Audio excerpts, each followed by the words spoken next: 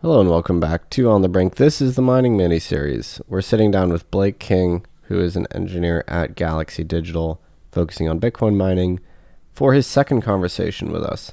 In the first one, we covered Bitcoin miners' suitability for demand response. In this one, we look at some of the claims made in the recent White House Office and Science Technology Policy report about Bitcoin mining, and we give Blake's expert eye a look at some of their claims, especially relating to the interplay of Bitcoin mining and transmission.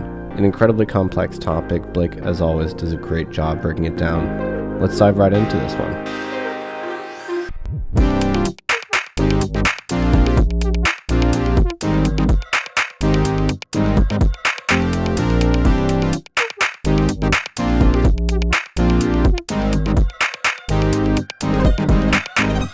This is the Mining Mini-Series. Welcome back. I'm sitting here with Blake King. Thank you for joining us once again. Thanks for having me, Nick. Glad to be here. You know, not a lot of people get the honor of being a repeat guest on this show. So, I mean, you're not the only one, but it's just a very select bunch. Well, I'll take the compliment where I get it. And we had so much to talk about last time, and the time really breezes past whenever we talk about power. So, I think I pretty much set myself up to be a repeat guest on the first edition. Yeah, also my fault for not booking a 2-hour slot. But yeah, I mean, I wanted to cover both of those great posts that you'd made, and we got part of the way through one. So anyway, I want to first cover this White House report, the Office of Science and Technology Policy, the White House OSTP. They created this report called The Climate and Energy Implications of Crypto Assets in the United States. I wrote some feedback, but I would love to hear your thoughts on a few of their specific claims, if that's okay. Yep, sure. Sounds good. I mean, this has been a hot topic on Twitter. We've seen a bunch of people writing responses. In some aspect, when I read it, it's like some level of cringe because there's some arguments that have been made and are tired and have been tried and argued already. So at some point, it feels like we're spinning our wheels here in the industry trying to answer these questions, or we're answering questions that have been asked and answered many times. So, but either way, it's happy to get on and just kind of riff with you naturally about the different topics on it. Yeah, so actually, you reading the report, did you feel that it was written by power professionals, or did it seem like it was written by like people that are just like climate types? You know what I mean?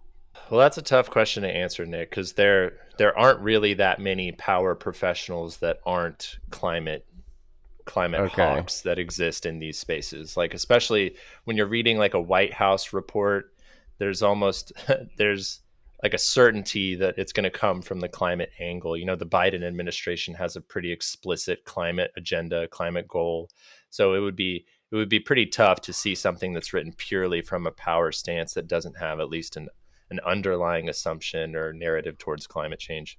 In your past life working on grids and in power, is that commingled with, net zero agendas, or are people just focused on like making the grid work and delivering power?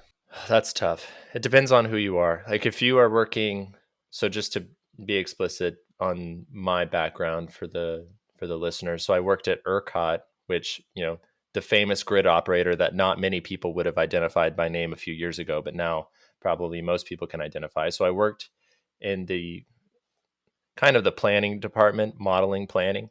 And there was always an underlying assumption that climate change is happening and that the renewable transition is occurring, right? But ERCOT is primarily concerned with operating the grid, and they're trying to do so within the realms of what's happening around them. There's some explicit like differentiation between ERCOT's scope, like what can ERCOT do, what they can't do, right? And because ERCOT is a deregulated market, they can't really put out an RFP for new generation, right? So if you get a regulated grid like TVA or FPL, right, like they can put out an RFP that says, hey, we need this many megawatts of this resource type or that resource type to meet our goals. ERCOT can't really do that. They're more reactionary, right? Like they see what the free market is putting into their system, and then they do some resource adequacy assumptions based on that. They look out, they say, okay, here's how much generation is planned.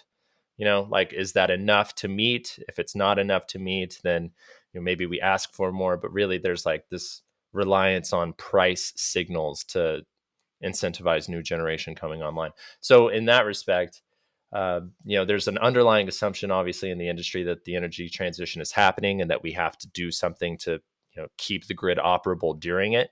But then, so that was the ERCOT life. In the renewable developer life, so I worked at Renewable Energy Systems, global renewable developer. They're an EPC shop as well, basically building and developing utility scale solar, wind, storage. Everyone is a climate hawk at these shops. I mean, everyone believes that climate change is happening, and that if we don't make X defined amount of change over the next few years, that we're doomed. I mean, that might be a little bit hyperbolic, but that's at least like the narrative that it feels like to work at these shops. In ERCOT, even though they can't mandate new generation of a certain kind coming in, nevertheless, ERCOT still has the most wind of any major. Is that right, by percentage of That's any right. ISO or RTO? I mean, there's certainly a lot of wind there. I don't know offhand if they have the most by percentage, but that feels right. Like there's some reasons for that. There was the big CREZ project, right, where ERCOT did a proactive transmission build out through West Texas because there's a lot of wind energy available out there. That was basically kind of a let's incent these wind. And I know this kind of runs against what I just said, but they basically did a proactive transmission build out, and a bunch of wind developers flocked to the area. And again, this is kind of the other side of that no RFP process, right, where they don't need to put out an RFP, so people can just build generation when they want, right? And so there was kind of like a gold rush of wind development out in West Texas, and this was like probably 10 years ago. This gets into one of our questions about how transmission is planned and determined. Right. I mean, this was basically my number one question. So there's this quote in the report. Let me find it. The report's not friendly to Bitcoin, to be honest. They don't like Bitcoin very much. Just gotta say that.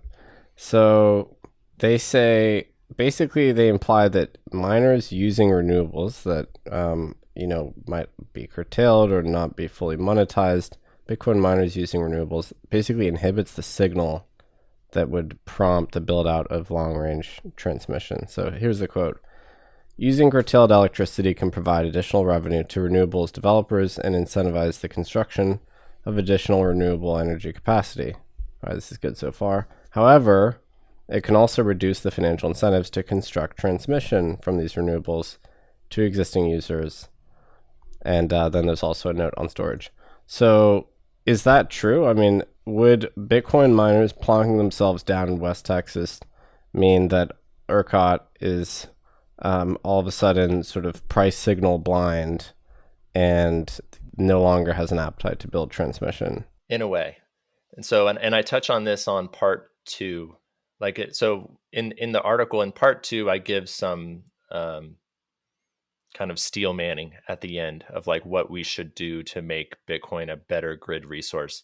And one of the underlying assumptions that exists here is that the Bitcoin load and the demand is inelastic, which is a standard assumption in electricity markets. You assume that the demand is going to be whatever the demand is, and that the generation needs to match that.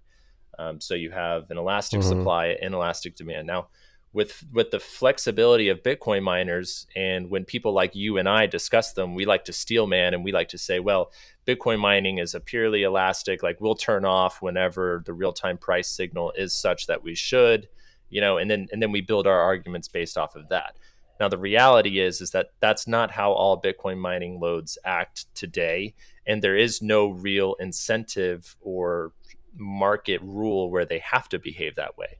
Like you might have a Bitcoin mine that is running machines that break even at $100. There's no market rule that says that you have to turn off at that point, right? You could have a hedge in place where you continue running, indefinitely, like it doesn't matter.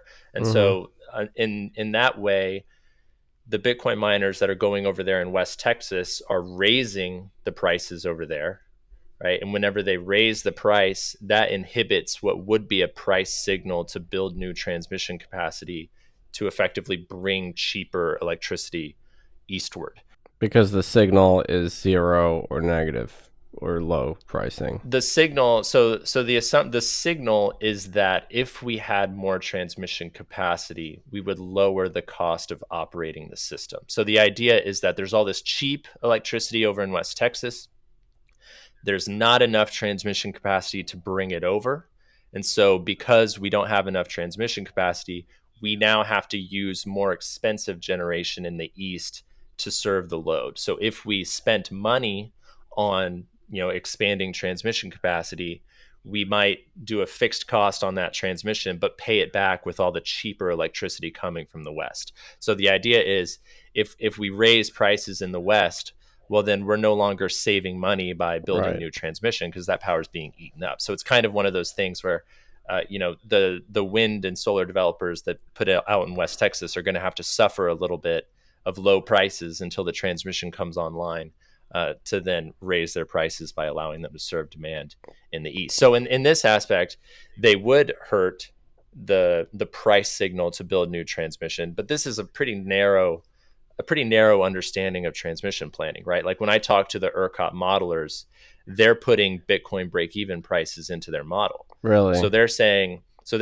oh, yes, Bitcoin load is over there, but when the price goes to 100, Bitcoin's going away, right? So we're still going to need to serve the demand in the east with all the wind in the west when prices are over 100. So at that point, that signal still exists, right? That load drops away, which is the way that if your and my assumption on Bitcoin being like an elastic demand, this is how we would want it to be modeled, right? Like we would want the Bitcoin to be modeled when the price signal is there, take it out when the price signal isn't there, and then you still have that excess energy in the West and no transmission capacity. So the ERCOT planners are sufficiently sophisticated around Bitcoin that they understand these dynamics, the more nuanced side.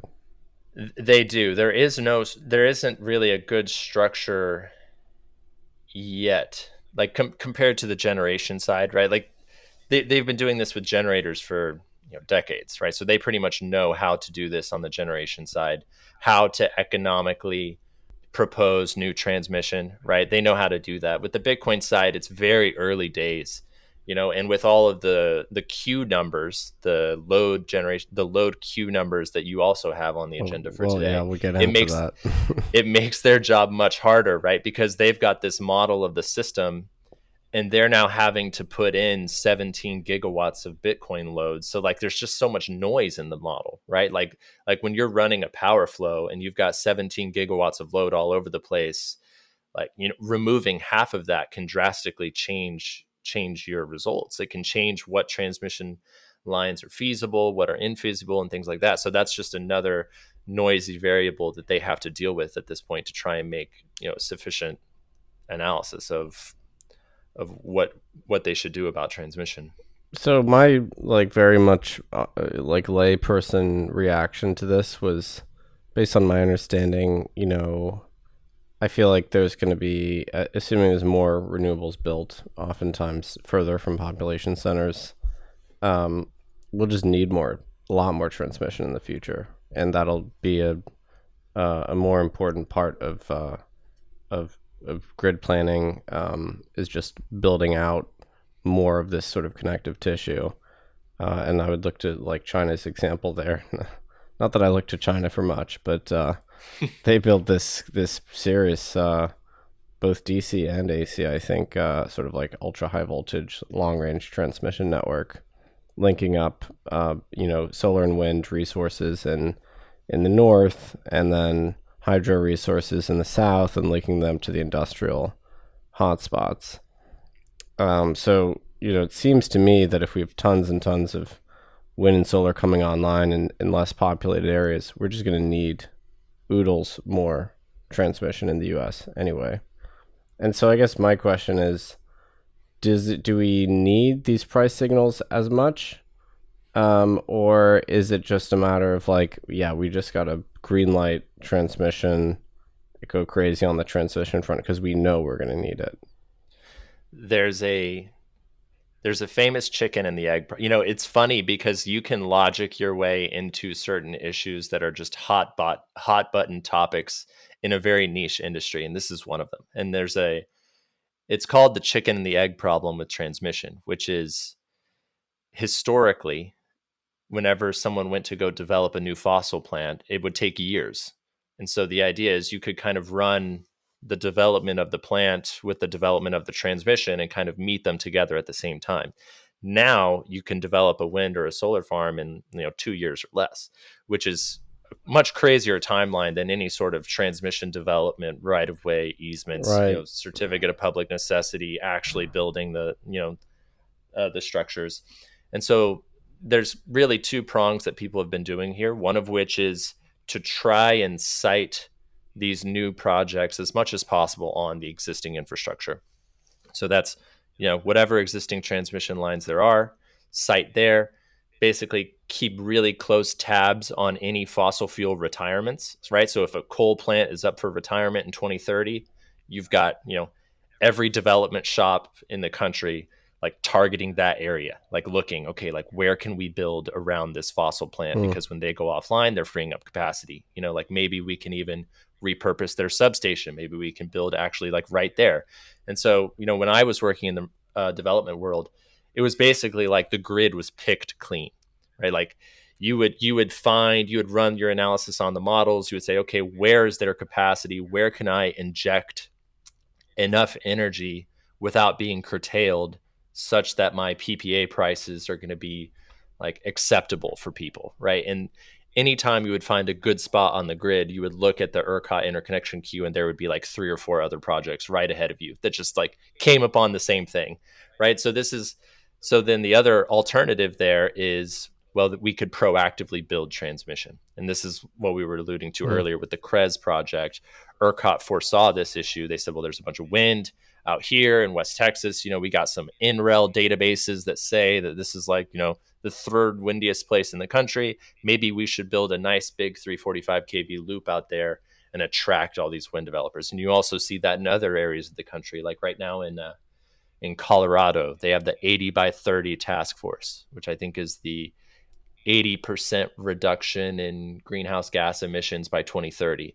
And they have been proposing a proactive transmission loop that goes down through like southeast Colorado around like really windy and sunny areas. And this is the same idea. The same idea is to attract new renewable development by pre-building this transmission line.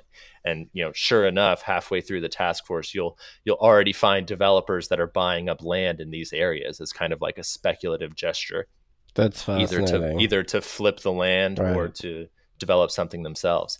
So yeah, I mean, the story hasn't really been written on that, but it is a chicken and egg problem. And the big risk here is stranded transmission assets, which I think has happened in Canada a couple times, where you proactively build this huge transmission, really expensive transmission line that gets rate based, and then they don't come, right? And then it's like, okay, we've got all this excess capacity, right? What do we do here? Wow. So in the CREZ example, it took like the better part of a decade to build it, right? Yep. I mean, Correct. it was expensive, but is the view that was totally a worthy investment in hindsight? It was over budget. What's the saying? Over budget and Behind schedule. behind schedule. Yeah, exactly. Um, I'm not sure. I haven't done any sort of analysis on the economic benefit of CREZ versus what the expected goal was. I think generally it's seen as a success because of how much wind is in West Texas. Those claims to success have kind of been qualified a little bit by curtailment and West Texas generic transmission constraints, like just facets of reality that come to play whenever you build 30 gigawatts of nameplate wind out in West Texas. Like you can build enough capacity, but that doesn't necessarily mean that you can get it all the way to where it needs to go. So the economic realities of it, and maybe the need to build more transmission capacity out there to maybe relieve some of that curtailment, is still kind of up for debate when it comes to the actual economics and what the rate payer is getting at the end of the day. But I guess the idea is that society has got like a certain amount of investment it's willing and able to make into energy, and you have to split that into generation and transmission distribution. I guess there's probably other things you have to spend the money on too, but those are the main things, right? And it can't be like just one or the other. Like there has to be a balance, because if you just put it into generation, you end up with under monetized projects. But if you put too much in transmission, you end up with stranded transmission. Yeah, and the free market is supposed to solve some of these issues. Like in ERCOT, the deregulation has put the risk onto the private generation developers, right? Like these generation sites are not rate based. This is private money going into building these sites, and the transmission is rate based. So this is why ERCOT has the task of qualifying different economic build out, reliability build out of transmission. And you compare that with a place like FPL, where they have kind of a rate base for everything, right? So they use ratepayer dollars to pay for generation and transmission. So the idea of the deregulation was kind of to let the free market kind of work and have competitive generation be more efficient. And I think the jury is still out on whether or not deregulation was actually, like, in the end, better for the consumer. Wow, I mean, the whenever I talk about energy, it feels like there's no generalizations you can make because there's so many different models. There are, but I have to hold back like so many asterisks, and this is what makes it difficult to talk on Twitter, is because people can make a generalization. I can accept that it's true, but still feel like I need to do like 9 paragraphs to like be more precise about what exactly they're saying and what can go wrong with how they're saying it. And so I've had to kind of pull back from doing that because I found it wasn't very useful. So, but on the price signal, actually, one note on transmission first. It's difficult to build transmission, right? Like it's not a trivial thing. I mean, there's materials and things like that, but it's also eminent domain, like getting the land. Like that part is hard also, right? Takes years. Takes years, and you're into a space where it's over $1 million a mile to build any significant high voltage transmission. And you, like you said, you're going through people's properties, so you have to buy that land. And if they don't want to sell it to you, then there's a whole certificate of public necessity thing that you've got to go through that takes years. You still have to buy the land, you still have to build it, you have to do all the permitting, you have to do all the endangered species stuff. I mean, it's no trivial ask to build hundreds of miles of transmission. Yeah, I mean, or let alone thousands, right? So I think it makes me think of the difference between the U.S. and China, where they can just build it over there, and Yeah. like the notion of having property rights and the rule of law is a constraint on your ability to build transmission, which is Yeah. incredible to think about. So I mean, does that like actually impair our ability to make this like renewable transition where we are relying on more remote wind and solar assets? It certainly makes it more difficult, and it's easily an aspect of this renewable transition that gets brushed over whenever people talk about net zero and things of Yeah. that nature. I hear people saying, well, yeah, we'll just build more transmission. And turns out it's super hard and takes forever. Yeah, there's pie in the sky ideas that people like to lean on, like maybe we should just have transmission follow railroads, or things of that nature, but they have their own can of worms that they open. I mean, it's just a really tough problem, to try and completely change how the grid operates and do it in a very short time, because you think the consequences could be like population ending, right? So, does that imply that we need to maybe rethink the actual model of the grid from like, delivering power from the periphery to the core to maybe we push load out to the periphery and, maybe as we tend to spend more energy now on location agnostic use cases, like not just Bitcoin, but I'm not active in the energy space at all. Is there even any thoughts of moving to a more location agnostic model in terms of our consumption patterns? Like obviously hydrogen's part of that, but is that part of the discussion? Well, you can't really force people to live in certain places, right? You can't really go build a city where people don't want to live. And this comes back to, the paradigm that we were discussing earlier, where it's the historical model is that your demand is inelastic, and that includes like location inelastic, right? So the Yeah. purpose of grid operators and planners is to build to the load.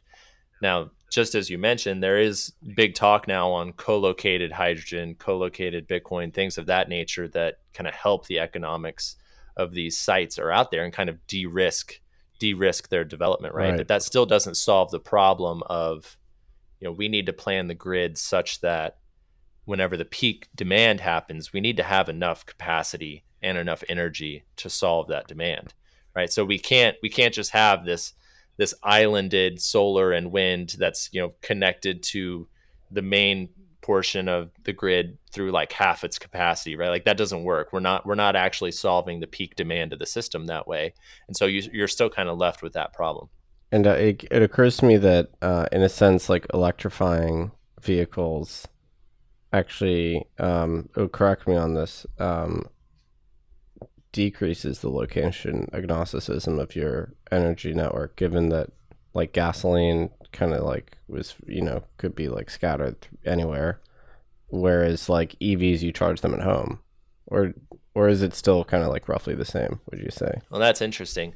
Well, I haven't really thought about the location agnostic dimension of the EV charging. Like my EV charging thesis pretty much stops at the amount of distribution infrastructure changes that are going to have to take place if we start adding, multiple kilowatt hours at the same time when people get home from work. There's Right. people that are spending their entire careers right now trying to solve this issue That's the on how worst time, best. right? That's the Yeah, it's worst the worst time. time. Yeah, and there's some, like I said, there's a solution for everything in the space. Now, whether or not it's feasible is a different story. But people are saying, oh, well, just charge your car when you get to work.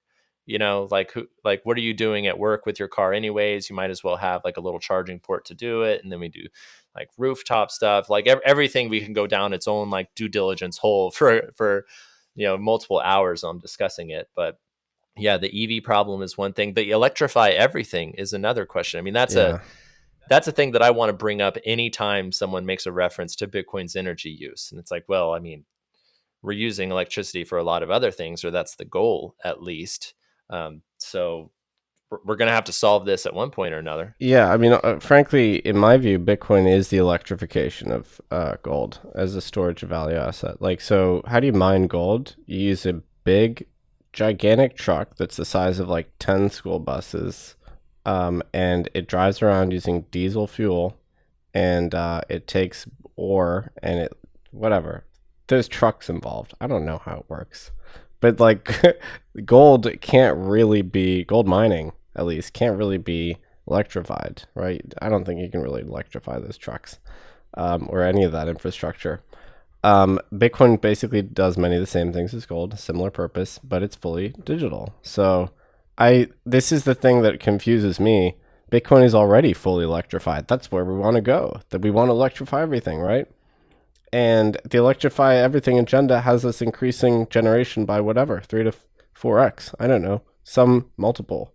So if we're so confident we're going to do that, why would we be worried about an already electrified, whatever it is, 0.5% of consumption? Yeah, I love this analogy, and I've used this occasionally when talking to climate hawks about it's the electrification of money, and what we really need to do if you're concerned about this is do a model of how much Bitcoin adoption reduces gold consumption, gold demand pricing signals, and so that would be an interesting model to do, and I think it would have some interest for people in the space. I don't know if it would actually change any hearts and minds, but it would be interesting to see. Yeah, I mean, you could say like, look, the world has a budget for hard money assets, and there's Bitcoin, there's gold, and maybe something else in there. Gold, by the way, consumes more energy in its extraction and refining than Bitcoin does. I don't even think it's close. And you could say, well, yeah, like one takes away from the other. So all we're doing is actually a substitution. But for that to work, people have to like acknowledge that Bitcoin has similar properties to gold, and I guess like Bitcoin critics are not ready to do that. Okay, so let's see more questions on this report. Okay, so here's an interesting one. All right, we have to cover this. The OSTP report claims that there's 17 gigawatts of crypto facilities that are in the process of connecting to the grid. They cite some other numbers. They say this is 5 to 6 gigawatts of new demand in the next 12 to 15 months. They say they may see another 25 gigawatts over the next decade. I think, generally speaking, the Bitcoin miner community knows that this isn't necessarily true, or at least it needs more context. What are your thoughts on this? Well, I obviously agree with the Bitcoin community there. I think the the thing to accept here and the thing to give them is that it is prudent for ERCOT to assume that all of that's coming online, right? It's prudent for ERCOT to take the threat seriously, because their job is to plan for the grid, right? So if people are coming online, they're saying they're coming online, they can't, at this stage, they can't turn them down, right? That has nothing to do with if the load is real or not. That's just their scope. Their scope is, if you're a load and you want to come online, we have to open the doors for you, and they have to do so with regards to reliability, right? So this is what ERCOT is doing right now. They're plugging these loads into the model, right? Maybe they have a break-even price where they turn the loads off, or maybe they don't. But at some point, you can say, hey, we can't serve you reliably, right? So the best analogy here is, if you plug a Bitcoin mine onto a 100 megawatt transmission line, right, and you want 300 megawatts of capacity, it's not possible, right? Like we can't get you that. So what they're saying But what is, happens? Who shuts you down in that situation? The utility or ERCOT? what do you mean? Like who tells you that your Who request is says, invalid?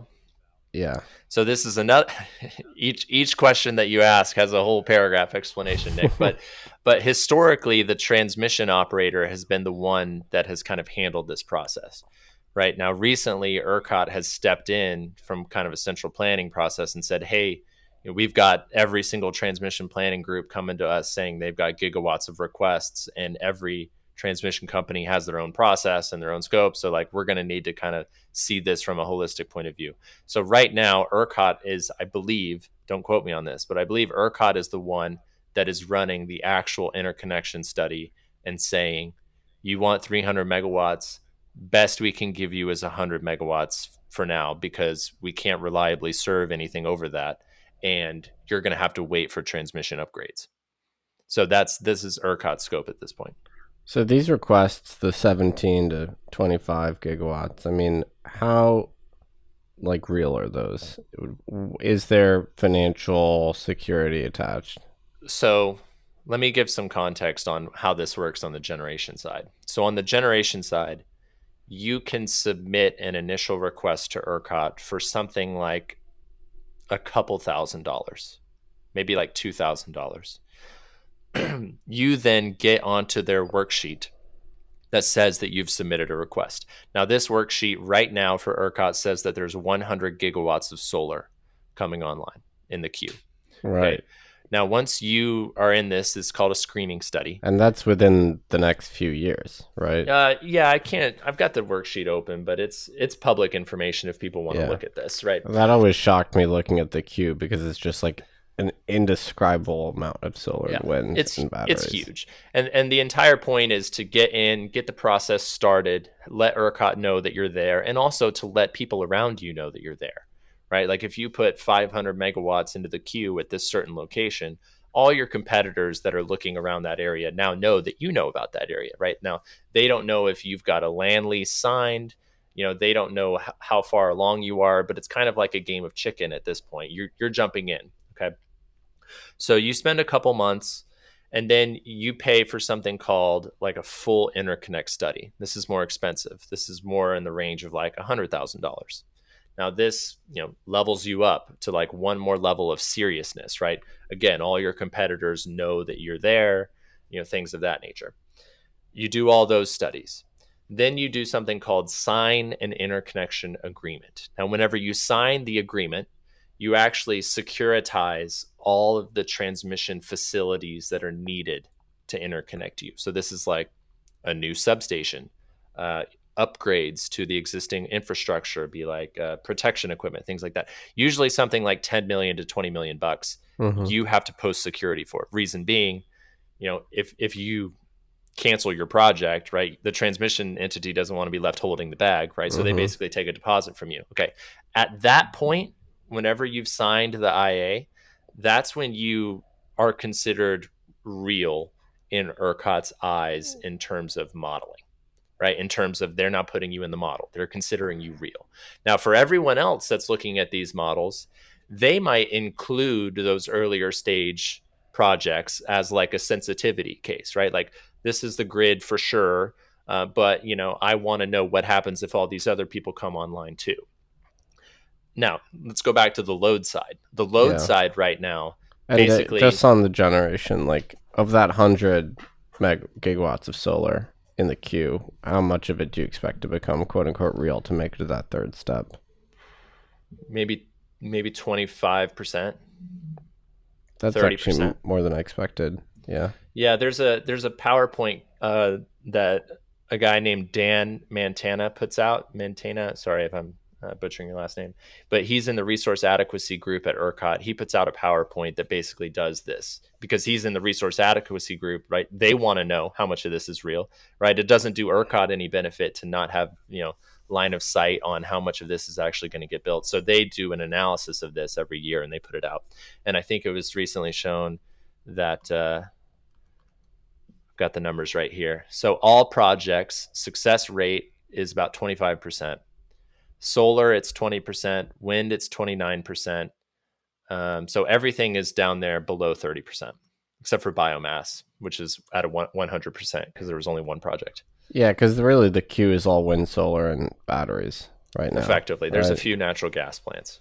So if you look at the queue and you use those numbers, I'm being very naive in doing that, but then you can basically predict over the next few years what generation is going to come online. Exactly. That's what resource adequacy people do. Now they take a really fine, sharpened pencil to that, and they do a bunch of assumptions on like where it's going to go, right? Like they basically break it up by zone because this all goes to transmission planning, right? If you expect there to be more generation here, well, then we can lower the cost of the system by upgrading this transmission line. But anyways, but the general idea is that the full queue, right? They basically whittle that down by generation by like the amount of money that you have, on the table. Mm-hmm. When you submit that initial request, you also don't have to prove site control. So you don't even have to prove that you have a lease on the land. You can just submit the request. Whenever you do the full interconnect, you have to actually show that you own the land or you have a lease, right? So there's like different levels of transparency here that you show ERCOT, this is what I'm doing. Now on the load side, this entire process has before now been with each transmission company differently. So each transmission company has had their own process and they've just kind of let ERCOT know, and they've put them in the model like at separate times, different things going on. It's just all over the place. And that's because they haven't really had an influx of load like this and it was manageable at that stage. So now when ERCOT comes out and they say 33 gigawatts, that's pretty much that first initial number. That's people, and I'll tell you what that includes. That includes Bitcoin mining companies that obviously, have the money to spend. They've got the land. They're putting in the request. It includes developers, so people like land developers that are speculatively buying land close to substations and hoping to flip it to the people in Party A.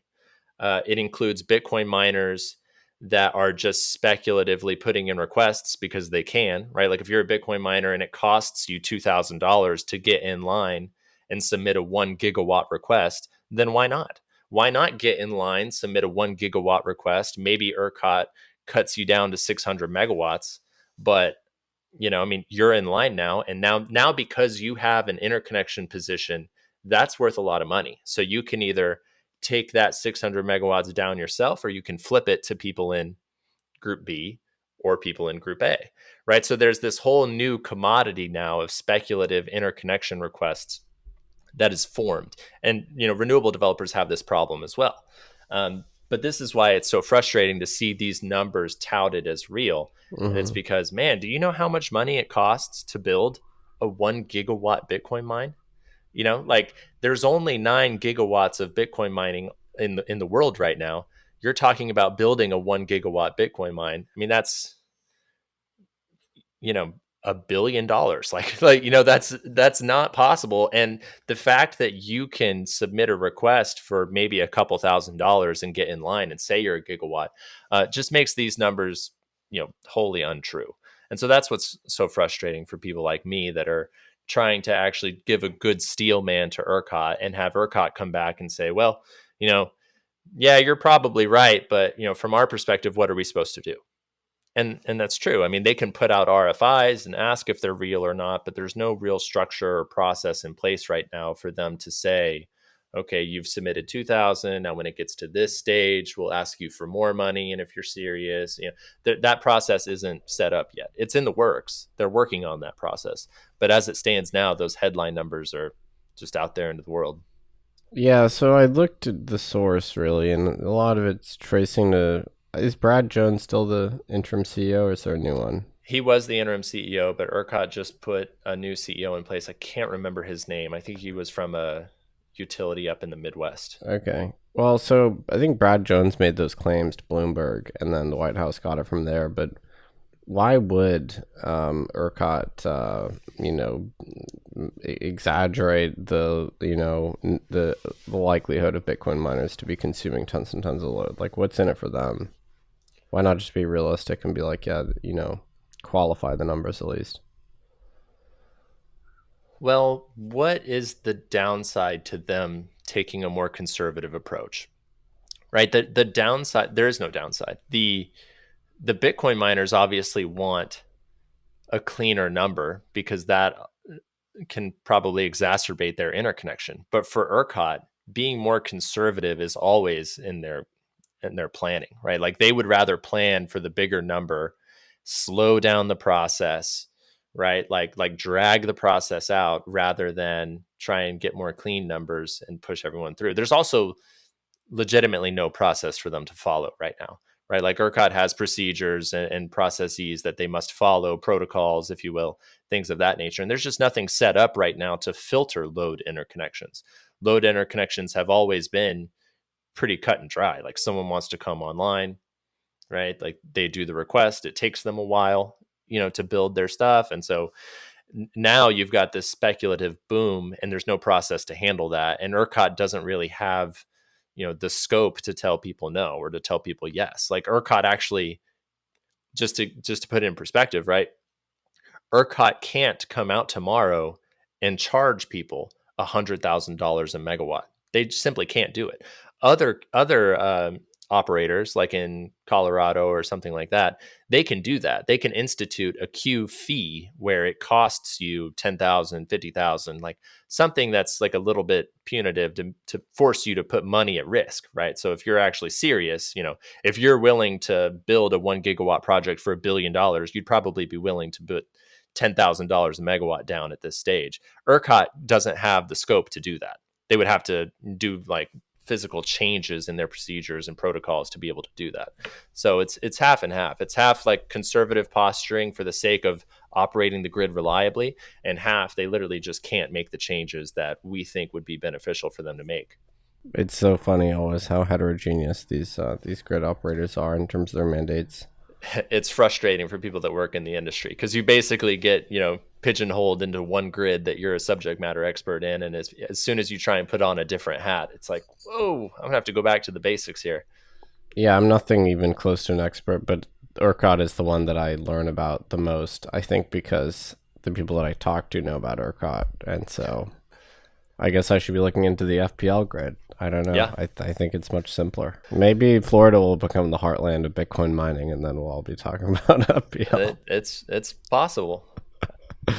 I have more claims from the OSTP document that we have to go through. But they're all interesting. So here's a weird one that I really need you to address because I didn't know how to address it. So basically, they say that miners using renewables are kind of forcing other load centers to use thermal generation. They're kind of displacing. They're displacing the load, and so if you're using the renewable, it doesn't count because someone else is now forced to use coal or something. They call this leakage, which is a horrible word. Can they just call it something else? I don't know. So here's the quote. When a crypto asset mine purchases electricity from existing renewables, it displaces the GHG emissions in the near term, shifting users of renewable sources to fossil sources. This is because coal and natural gas often supply generation for each additional unit of electricity demanded in the United States. As the amount of renewable sources is held constant, but electricity demand increases, additional fossil power will likely be dispatched. How realistic of a model is this that they're positing here?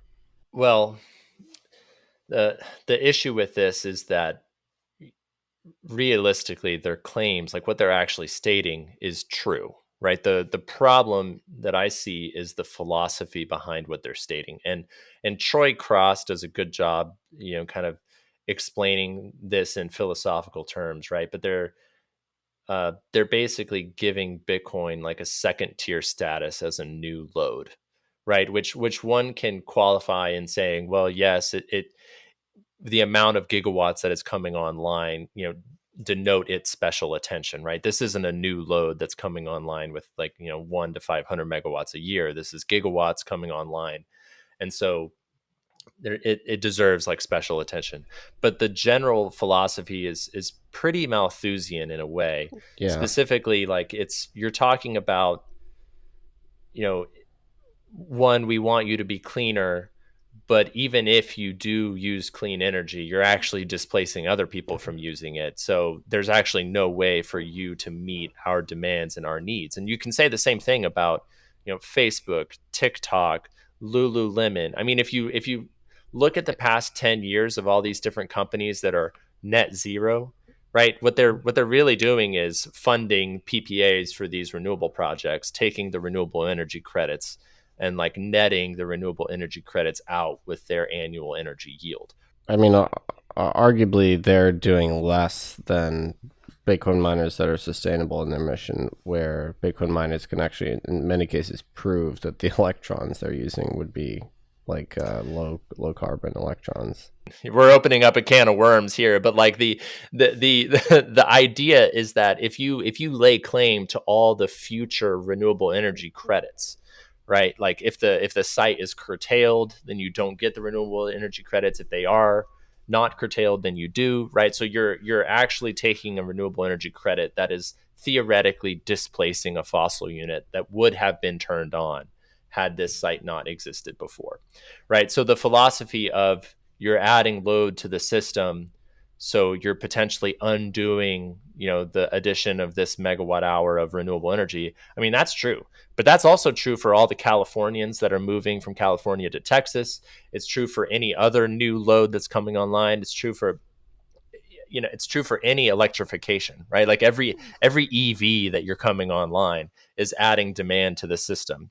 According to this philosophy, every EV is coal powered because it's powered with the worst incremental thermal generation. Well, yeah, but then they get out of that by saying that, yeah, but you're removing the gasoline, right, from the picture. So there's like a net, right. They can do that math, right? They do that math, and they do that math with any sort of electrification issue.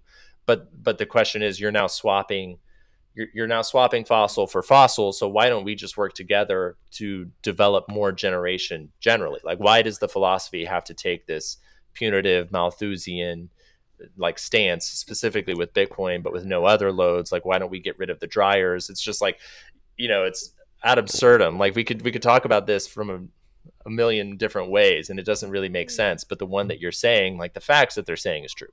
Can't debate those. Right. Under the premises they've laid out. I mean, I guess like in the context of like the electrification of everything and tripling generation or whatever, you would want more benign buyers of power that can target renewables. Like that is a good thing to have in that more expansive context. Yeah, you're going to have to pay for the new generation somehow, right? Like you're going to have to pay for the new generation somehow, and Bitcoin can provide a 24-hour price signal that it wants power, right? Like it wants power all the time. Like you don't have to do some sort of shape analysis where the residential demand peaks at these hours and your solar profile is like this or your wind profile is like this. Like, no, just add Bitcoin. 24/7 demand draw. And the real linchpin in all of this, and as part of some people's thesis, is that the Bitcoin mining rewards is going to continue to trend lower and lower, like Yeah. lower and lower, such that right now the Bitcoin Per break-even megawatt. revenue. Per Exactly. megawatt. Right now, Yeah. on a dollar per megawatt hour basis, I should say. So right now, Bitcoin revenue is like We're not going to scare people on this show by saying yeah. Bitcoin is down only.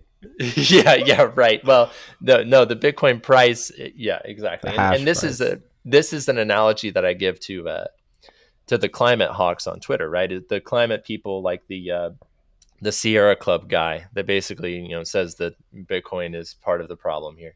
I say right now the Bitcoin break-even revenue for a new machine is what, $120 a megawatt hour, right? So Yeah.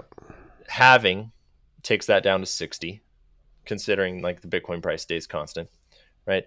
And that happens every 4 years. So if the Bitcoin price is constant, no new machines come online, you're looking at $30 per megawatt hour for a top tier machine in 8 years, right? That is way lower than any wholesale retail electric like price signal right now. So that would only work if you use like wholesale from the source power or otherwise wasted energy.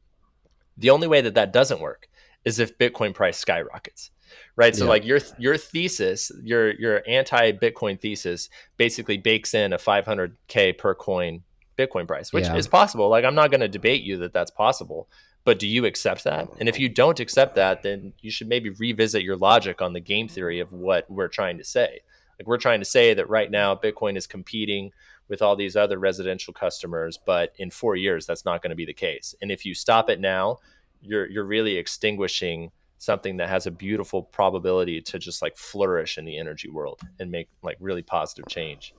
So that's an argument that I try to have, but it's difficult to have. It always is amusing when, I guess we realize, maybe they don't, that the climate hawks on Bitcoin are weirdly positing the most bullish price models of And Bitcoin they don't buy imaginable. Yeah, it's like, well, yeah, just buy. Yeah, clearly you should be buying Bitcoin if you're this optimistic on it. But yeah, that is one thing, and I think that's the most subtle thing and the most misunderstood thing is that Bitcoin's disruptive nature on the grid is very bounded by this dollar per megawatt hour sort of ceiling that generally comes down, or at least there's real constraints on how high it can go. I mean, it can spike with price, but as hash power rises, it comes down. It can spike, but when you're talking about generation assets and grid infrastructure, most of this stuff is on a multi-decade depreciation schedule, right? So this is kind of how I see it is, yes, you've got Bitcoin price spikes, but I mean, they last for months, like, right? They last for months. And so when you're talking to, and this is a double-edged sword whenever you're trying to do a co-located project that's, the solar or wind farm is going to be there for decades, and they look at you and they're like, how come your financial models don't go past like 2025, and that's just, well, the hash price is so sensitive, it would basically be throwing darts at a wall. The other thing I want to address in this report, sorry, I keep going back to the report. I mean, this report has been like dominating my attention for the last week. It's good. It's a good topic. I've been dreaming about the report. No. I can't think of anything else. It's when I close my eyes, I see the report. I went through every word of this thing. It's frustrating. I don't want to talk about the citations. I don't want to talk about DeVries. Okay, the fact that he's in a government report is preposterous. Just absurd. This is the Office of Science and Technology Policy. They should be adhering to the methodologies of science. Okay, so here's a question. They have this contrarian view, or more, let's say, sober, critical view on demand response. So they do acknowledge that Bitcoin miners can enhance grid flexibility. They can do demand response. That's a good start. I'm glad they acknowledge that. Someone must have told them. However, they're not really that positive on it overall, because they basically say that the existence of Bitcoin forces the grids into demand response situations. So it's like the arsonists, the firefighters putting out the fire that they set. So they say, quote, while reducing this peak during a grid emergency is valuable, the increased peak is often why demand response is necessary.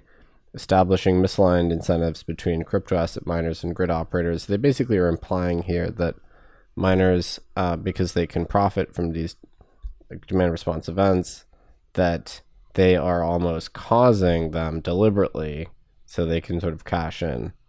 What is your reaction to this?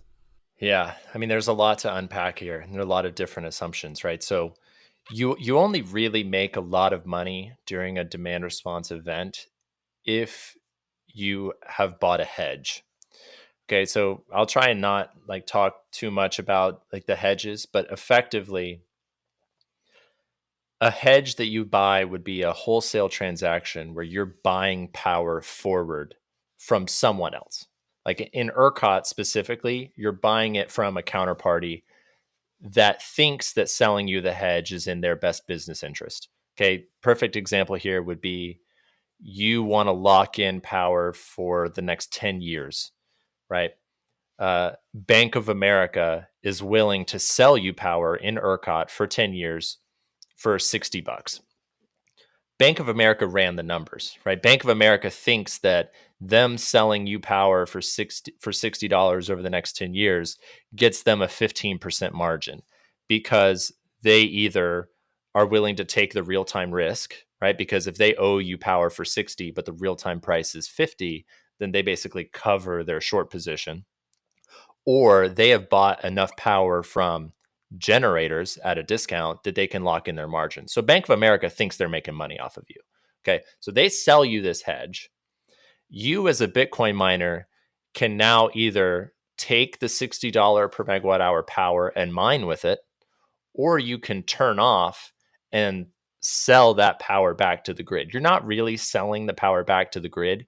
Really, you have title over some amount of megawatts that you didn't use, right? So it is liquidating. Okay. So this is Bank of America selling you this power, not ERCOT, not a utility. And you can tell that this argument doesn't really go well on Twitter when you're trying to argue with people. Yeah. But the idea is, and here's the idea behind deregulated electricity markets, right? Here's the steel man for it. The steel man is that you buying power 10 years ahead of time is a price signal in and of itself. This is telling Bank of America, hey, you should hedge your obligation to sell me power.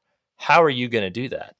You're going to probably buy from generators, right? So this is the price signal actually working in real world, right? So if the Bitcoin miner wasn't doing this, Bank of America would not have a reason to buy power forward. And so this is the idea, the steel man, if you will, of the Bitcoin miner is willing to give long-term price signals for people to procure energy, but then at the same time, they're also willing to turn off when that energy is needed for the customers. It's the perfect customer of electricity. I'm working on an analogy right now, which is, those barber shops that don't have wait lists, right? Like you just come in and you wait, right?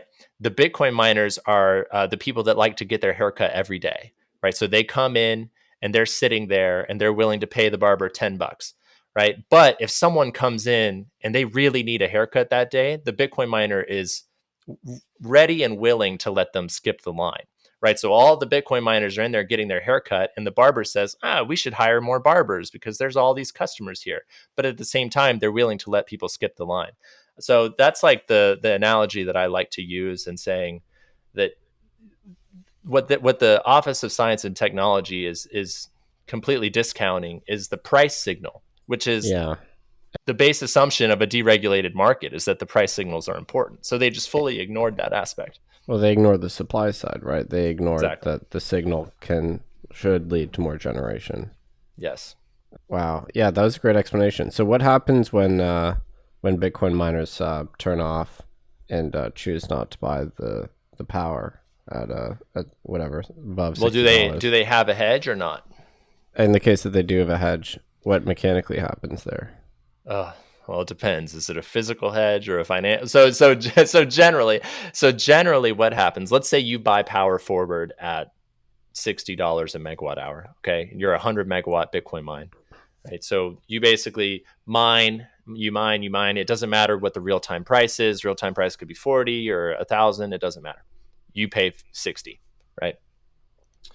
If you turn off, you then own 100 megawatts at your settlement point that you're not using. You would turn off because you have agreed with the operator to turn off. So there's two things here. Right. So there's economic curtailment, which is theoretically demand response, but I would consider it lowercase d, lowercase r demand response. But now, this still gets called demand response. Is the economic dispatch? It gets lumped into this. Okay, so this one, what I'm saying right now, let's pretend like you're not coordinating with the grid operator. Okay, this is like the less than optimal model. Okay, so the grid operator has no idea what you're doing, right? But you know that mining Bitcoin, you earn $100 a megawatt hour.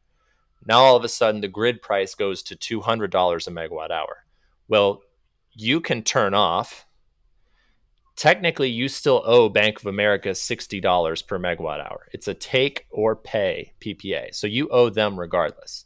But when you turn off, you now get title to your megawatts at the real-time price. So you make 100 megawatts times $200, but you then pay Bank of America 100 megawatts times 60. So you make 140, which is better than what your Bitcoin break-even price is, right? So this is the model of economic curtailment.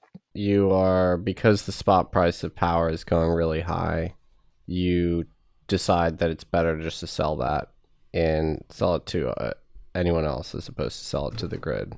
Sell it to Bitcoin, rather. You're not really selling it to anyone. We can get into how the power market works, but effectively, at any time in the market, you have what's called an energy imbalance. And the energy imbalance is the delta between power you already bought and power you're consuming, right? So if you already bought 100 megawatts and you're consuming 100 megawatts, your imbalance is 0, and that's what you owe at the real-time price. If you already bought 100 and you're not taking down any, then you now own 100 megawatts at the real-time price. So you just get paid that, right? This is lowercase d, lowercase r demand response, no coordination with the grid operator. Uppercase is formal program, which is what gets talked about a lot, where miners opt into these. Exactly. In the formal program, you are explicitly bidding yourself into a program where, let's say you're doing CLR, RRS, right? Controllable load resource, responsive reserved service. And let's say you're offering ERCOT your service for $15 a megawatt hour. Like, you then get $15 a megawatt hour for whatever hour that you're bidding into that service. And you then tell ERCOT, hey, you dispatch me based on this curve that I'm sending you, right? And so ERCOT then has complete control over your dispatch. They tell you what to do. That's the formal program. And there's like nuances and asterisks there over whether you can still get paid by your hedge or not. Well, that's what I was going to ask. Are you getting double paid in that situation? So kind of, not really. So there's a portion of the real-time price that's called the operating reserves demand curve that you actually still owe, right? Because ERCOT doesn't want you to care whether or not you're dispatched. Okay, so they still charge you if they dispatch you down some portion of your settlement point price. And that's to keep you agnostic as to whether or not they dispatch you. And when this is now, it's incredible demand response, Bitcoin people were talking about it, and then now it gets talked about in the press, but pejoratively, because it's like Bitcoin miners were cashing in during, this grid scarcity event. How dare they? I think I might have asked you this last time, but I don't know if we talked about it on the podcast last time, but how should we be thinking about that? Like, is it bad that Bitcoin miners are getting paid to be offline during a grid scarcity event? Oh, I mean, is it bad? Well, it depends on how you look at it. If you look at it from like a marginal economic perspective, you want the Bitcoin miners to be off, right? You don't want them online during a grid scarcity event such as that. Now, if the miner is hedged, which as part of a good business model where 95% of your operating expenses is electricity cost, you probably want to be hedged. Now, if you need to be online 24/7, then you want to be hedged 24/7. That means that if you turn off in like a take or pay, you get paid. Like you get paid whatever the price is. So the only other alternative is for them to have been online. Like that's how they wouldn't have cashed in, right? If they would have been online instead, then they wouldn't have cashed in. Now the So whether or not they're enrolled in uppercase DR, they're just doing lowercase DR. They're probably offline because spot prices are high during a scarcity event. correct. There's tons of nuance here. One of which is that ERCOT artificially kept the price at a max, right? So ERCOT artificially kept the price at 9,000 because they had dropped load. So in ERCOT's perspective, the price at 9,000 was necessary as a price signal to new generation to say, hey, we don't have enough demand to meet this load. So we need to keep the price high so that when people look and they imagine this. Now, the problem is that someone had already sold Riot all their power forward. So hopefully the person that was selling Riot all that power at $9,000 was hedged themselves. Like hopefully they were generating into that, right? Mm-hmm. That's like the steel man of the argument, is that the person that sold Riot the hedge was generating power at that price. So really they're just handing Riot their upside. But so to sum up, it's not bad if the transparent DR that we have a record of is occurring. I mean, it is fully sort of like in line with the grid operator objectives. Well, you and I can say that, but there's also a portion of this which is like prices can be too high, right? Like it's good to make money as a business model, but maybe not if there's people that don't necessarily understand the logic behind your business model showing up with pitchforks. Yeah. Right? Like Yeah. you don't necessarily want the headline risk of making tons of money, during a certain event. So it gets really nuanced in terms of like what's the best decision to make here. Yeah, it's kind of like if you are short something in a financial crisis, you can always risk not being paid out because there might be things that break so much such that you can't collect on your short. Exactly. And that's been part of the thing with some of the articles that I've read on Bitcoin miners that made a lot of money during Uri is they're getting paid in power credits, right? Which is interesting because a lot of times, at least for the financial hedges, they're paid in cash, right? So how come they're getting paid credits and not cash? There's lots of things that we can talk about this specific issue, and I can go into detail more. But yeah, I feel like the last podcast was the DR focused one, but it's like an endlessly complex topic. Seriously, so complex. I'll just say one last thing on this is just that the lowercase dr, it's power trading. That's the best way to think about it, right? Like people do power trading all the time. That's what the Bank of Americas are doing, right? They're selling you power for $60. They're shorting power over 10 years, right? And like this is a main business model. People sell power ahead of time all the time and make money off of it. It's just whenever you get a huge windfall trade, because a Bitcoin miner is theoretically just going long power and paying the premiums with their mining revenue. That's all they're doing, right? So the problem is there headline risk whenever that trade makes you a windfall. Yeah. Yeah, it's interesting where being long something gets you the headline risk, but because it's power, it implies human misery if it becomes very expensive. Yeah. Typically, it's the other way around, where you have headline risk if you short something. Right. It's the typical debate, and this is like an awful analogy to make right now, but it's the same debate whenever like during disasters when people are selling water for really expensive, right? You've got some people that say they shouldn't be doing that, they're scalping, and then you've got the other people that say, well, if they didn't sell it at a higher, then someone would come in and buy it all, like, so you kind of have a similar aspect of like, is the price signal important at this time? Like if the price signal is important at this time, then we should keep it. And you're seeing that now in Europe, or actually in CAISO, in California ISO, where they almost had a blackout. Mm-hmm. And CAISO had capped their price signal at $2,000 a megawatt hour. And they were finding that batteries we're actually not discharging during system peak. And one of the things that people are saying is the reason for that is that they didn't have a higher price signal. So like the battery dispatch is calculated, right? The battery dispatch is literally, what's my best opportunity to make the most money? Let me charge during the lowest and discharge during the highest. If the price signal can't tell between shoulder hour and peak hour, then you're not going to be able to optimally use that energy. And so it's this whole debate over how useful is the price signal. It shouldn't be surprising that putting a price ceiling led to shortages. That's just like the classic economics thing.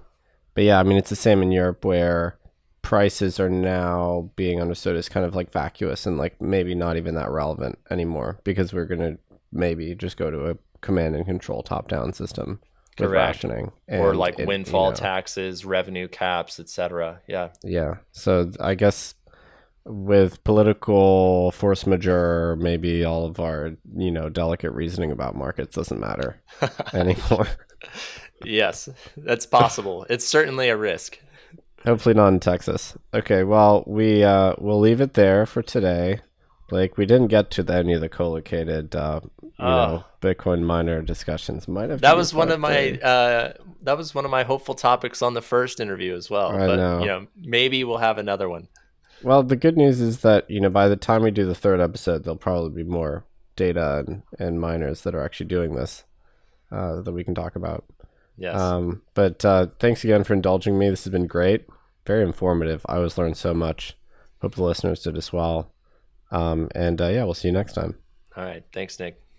Well, actually, do you want to direct anyone anywhere? So I've joined Galaxy as a power markets engineer. I have a Twitter. That I used my pseudonym for. It's HHornblower95.